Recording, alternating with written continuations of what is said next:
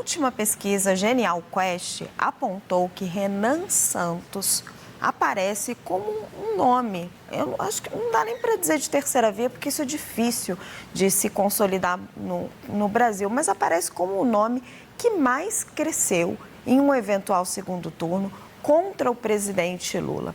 O pré-candidato do partido Missão ganhou 3 pontos em relação ao levantamento anterior e se destacou entre os candidatos fora da polarização. Para falar sobre esse cenário e os desafios da campanha, a gente vai receber agora o candidato do Missão, Renan Santos, a quem eu agradeço a sua disponibilidade para participar aqui do Poder Expresso. Oi, pré-candidato, seja muito bem-vindo aqui ao nosso jornal. Candidato,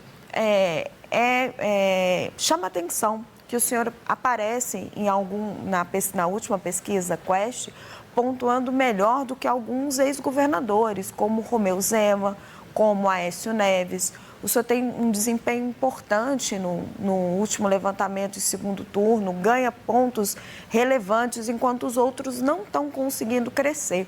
Ao que o senhor atribui esse desempenho? Tudo bom, Raquel? Tudo bom? Uma boa tarde a todos que estão nos assistindo. Obrigado pela oportunidade. Primeiro, eu vou começar concordando com o ponto que foi colocado na análise inicial, que, de fato, o nome de terceira via não tem muita chance. Eu não sou da terceira via. Eu vou substituir o Flávio como o único candidato de direita nessa eleição. E assim eu sou, e assim me colocarei no segundo turno. A segunda coisa, eu não fico surpreso por estar à frente dos governadores, simplesmente porque eu sou um pré-candidato hoje superior a eles. Então é natural, não apenas me comunico melhor, eu sou presidente do meu próprio partido, os demais pré-candidatos, eles infelizmente têm que se submeter a decisões erradas que vêm dos partidos deles, então eu acho que era um caminho natural. Na verdade, eu não estou surpreso com essa pesquisa e nem concordo com o resultado dela, porque tranquilamente eu tenho muito mais do que 3 pontos percentuais hoje na preferência do brasileiro. Mas ao que o senhor atribui? O senhor está tendo um desempenho melhor do que governadores que governaram estados importantes, que já teriam um recall do público?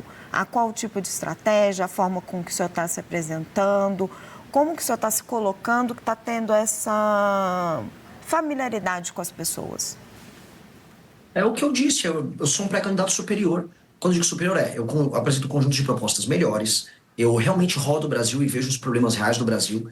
Eu, em vez de ficar, ora, xingando Lula ou puxando o saco do Bolsonaro, como infelizmente fazem os demais pré-candidatos, eu me posiciono sobre os erros dos demais e apresento soluções sobre tudo. Então, quando eu vou para o Nordeste, eu trago uma posição otimista sobre o futuro do Nordeste. Eu vou falar, por exemplo, sobre como industrializar a região, como transformar lá num polo de data center, como investir em energia. Quando eu vou para o Sul, eu vou falar do problema do Pacto Federativo, da ausência de investimento em estradas para o agricultor no Sul. Quando eu vou para o Rio de Janeiro, eu falo do problema das favelas, do crime organizado e trago sempre soluções. Ao invés de ficar nessa energia negativa, nessa briga meio inútil que a gente vê na política brasileira, eu trago propostas. Ao fazer isso, as pessoas começam a reconhecer. Primeiro os mais jovens e depois o montante geral da população. Então, eu acho esse um processo natural. Porque, na prática, ninguém está fazendo isso.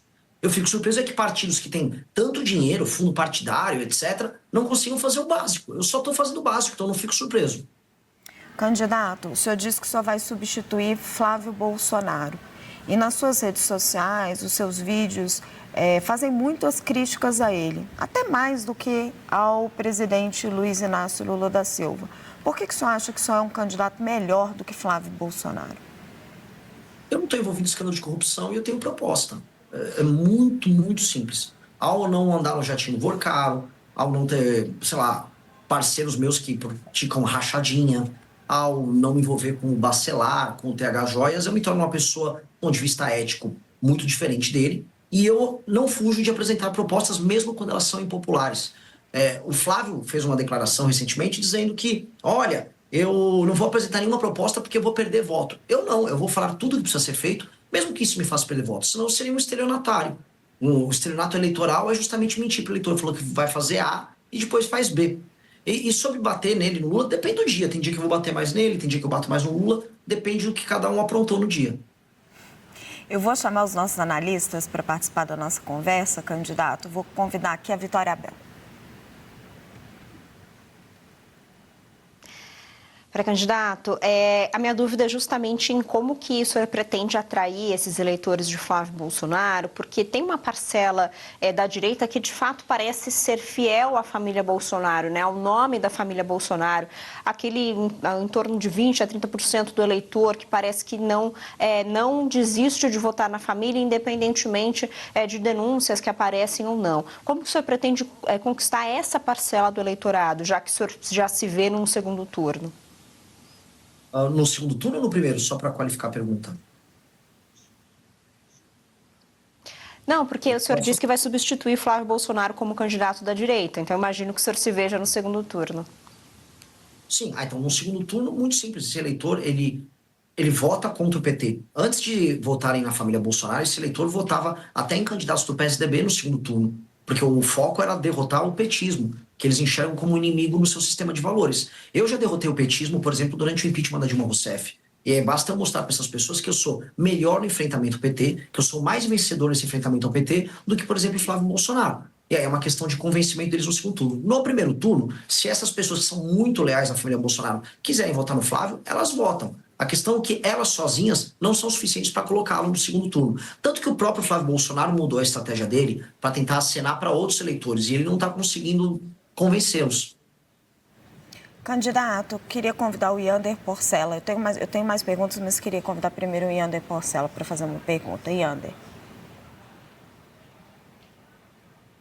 Candidato, boa tarde. Eu queria saber um pouco mais sobre o que o senhor pensa de economia. Caso seja eleito presidente, o senhor defende uma agenda mais liberal? Defende, por exemplo, privatização da Petrobras, dos Correios, das estatais em geral? Como que o senhor está fazendo esse programa em relação à economia? Primeira coisa, o Brasil tem um grave problema fiscal. A pessoa que está me ouvindo em casa tem que entender. Hoje os juros estão altíssimos, muito, muito altos. E os impostos estão altos. E se a gente olha a inflação, ela voltou a subir. Isso gera basicamente um empobrecimento geral da população. Isso dá porque o governo está gastando mal, está gastando demais, e a tendência é que as contas públicas estourem. Portanto, eu vou ter que fazer o que todo brasileiro está fazendo em casa agora. Eu vou ter que cortar despesa.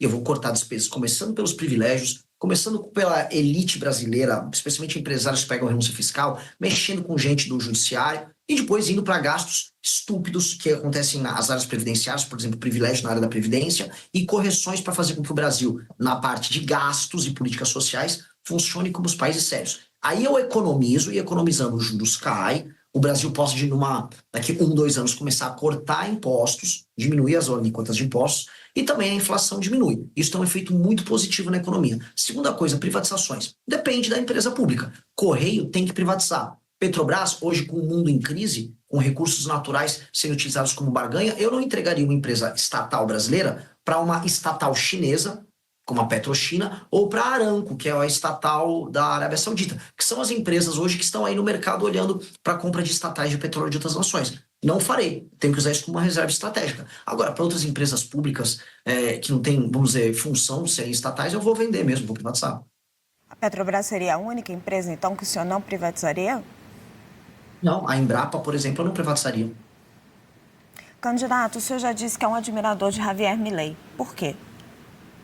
Porque o Javier Milei, ele foi muito sincero no processo eleitoral argentino em falar que eles precisariam fazer reformas muito duras e que as supostas políticas sociais que encheram o Estado argentino de gastos não funcionavam e que quebraram a Argentina. E ao falar isso, ao invés de ficar contratando um marqueteiro para enganar o eleitor com palavra bonitinha, ele cativou os eleitores para uma causa. Portanto, ele, enquanto presidente, está representando uma causa, que ele chama de enfrentamento à casta dos políticos e aos gastos exagerados. E ele começou a apresentar seus primeiros resultados, como queda de inflação, redução do déficit na Argentina, que é absurdo, e começar a apontar, né, a boas expectativas em termos de crescimento econômico lá. Então eu admiro esse tipo de coragem que ele teve. Acho uma coragem realmente admirável e eu gostaria que os pré-candidatos do Brasil adotassem essa postura de falar a verdade, doa quem doer. O senhor tem ideias econômicas muito consistentes, candidato, mas, por exemplo, o seu projeto de desfavelização, como que o senhor financiaria ele? Duas maneiras. A partir do momento que a gente reduz as despesas do governo, o governo pode montar um programa de investimento em infraestrutura que inclua esse processo de desfavelização. O segundo é um modelo de leilão reverso.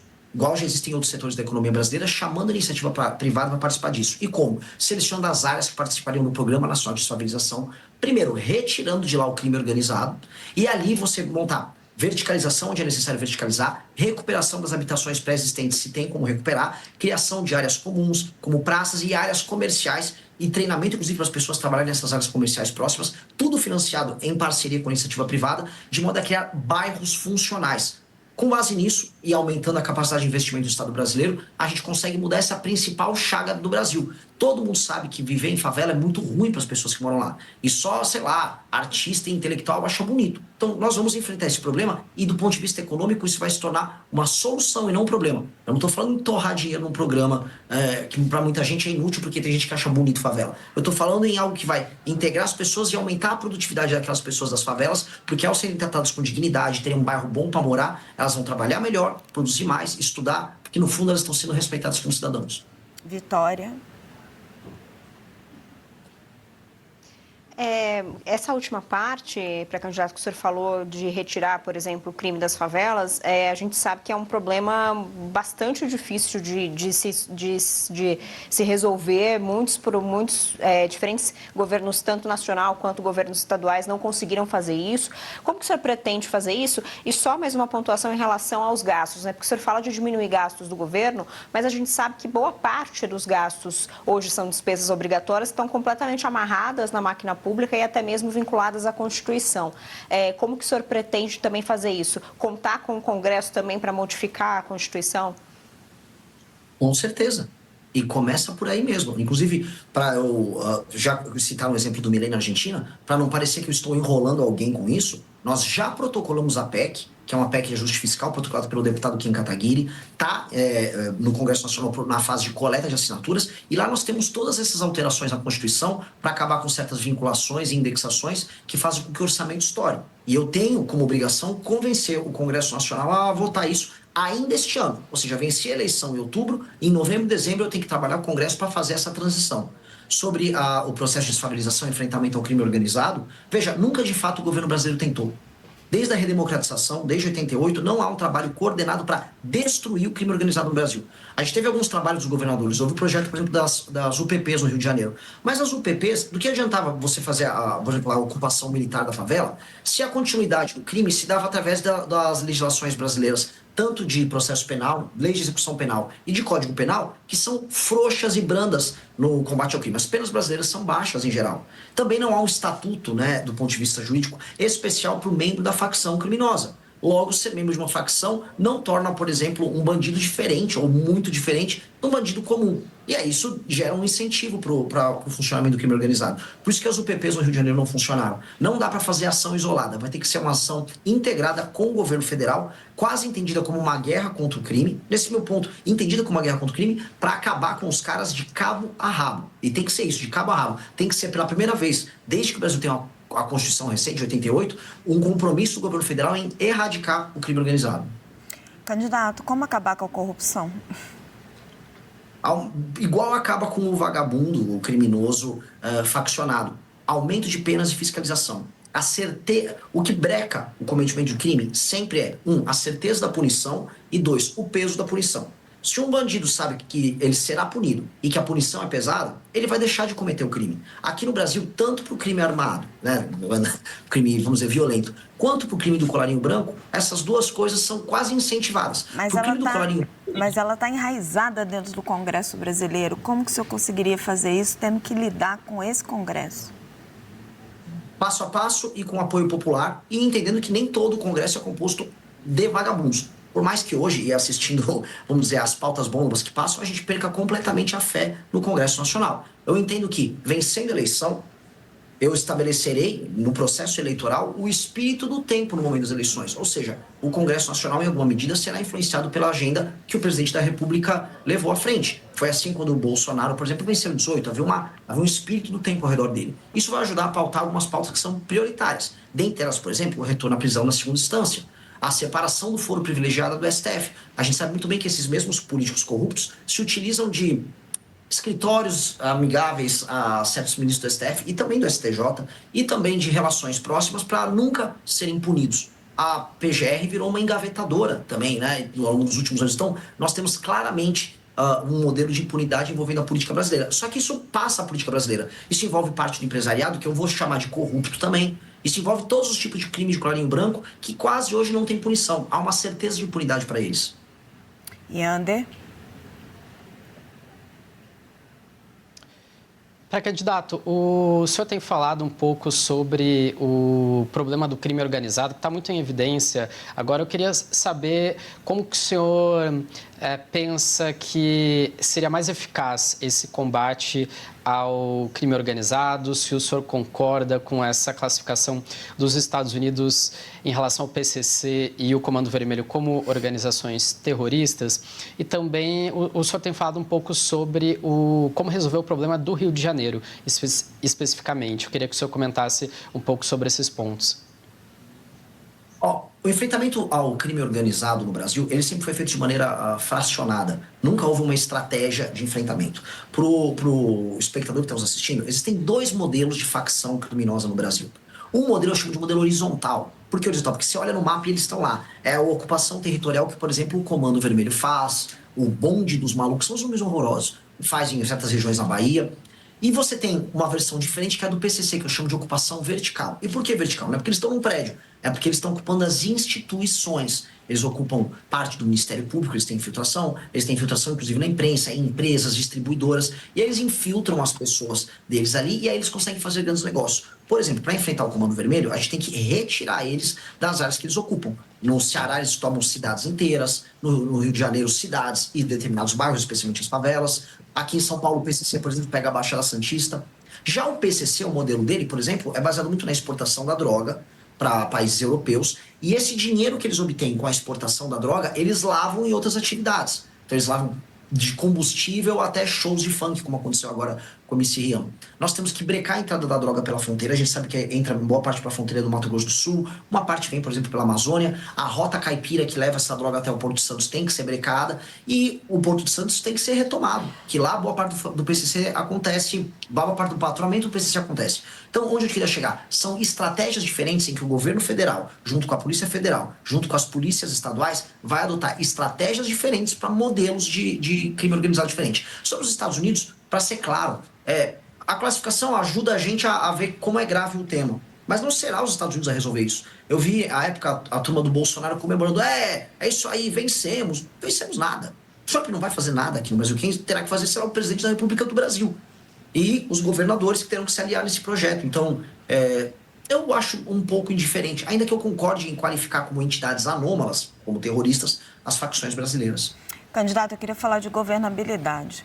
O presidente Lula está no seu terceiro mandato, então as pessoas podem gostar ou não gostar dele, ele tem uma experiência enorme e está tendo uma dificuldade imensa para governar, porque tem um presidente do Senado com o qual ele está em conflito. Como é que o senhor, com um partido pequeno, iria governar o Brasil? O presidente Lula, quando a gente olha em perspectiva, ele tem uma fama, ele era um grande articulador, porque ele nunca executou. Ele sempre tentou comprar o Congresso. O Lula tentou comprar o Congresso no mensalão, depois com o Petrolão. E a diferença que ele está tendo agora, nesse mandato em que ele tem mais dificuldade, é simplesmente porque agora as emendas ficam à disposição dos parlamentares por conta do orçamento secreto. E aí ele não tem esses instrumentos. Ou seja, ele nunca foi um líder político bom o suficiente para cativar, através do seu projeto, os partidos a se juntarem ao seu governo. Hoje, naturalmente, é uma dificuldade muito grande por conta do orçamento secreto. E eu acho que ele tem que acabar. E nesse ponto, eu converso e dialogo com o STF, inclusive com o Flávio Dino, que é do campo político oposto ao meu, mas que hoje é ministro supremo, porque o Flávio Dino está lá, nesse instante, tentando mexer nos golpes e crimes tocados por parlamentares no orçamento secreto. Então, acho que o STF tem que disciplinar, junto com o governo federal, essa questão, para parar de existir essa chancela ao centrão de usar o orçamento brasileiro como ele quiser, e aí ficar apenas botando uma faca no pescoço do presidente, não importa se de direita, de esquerda, de centro.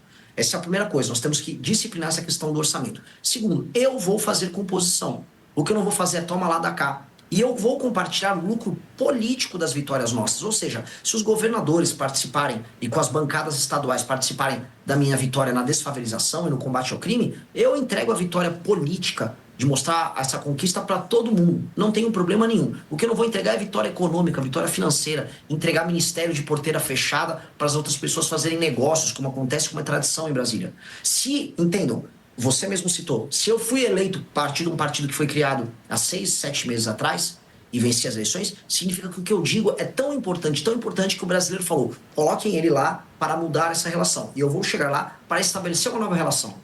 E eles vão ter que se ajustar a essa nova relação. Até porque o Brasil está quebrando. Até porque o modelo de roubalheira com emendas, que boa parte desse Congresso faz, e a gente sabe que essa é a base daquilo que a gente chama de política lá em Brasília, ele já ficou impossível, inviável. O Brasil está indo para uma crise fiscal que em 2007, 2028, ele quebra.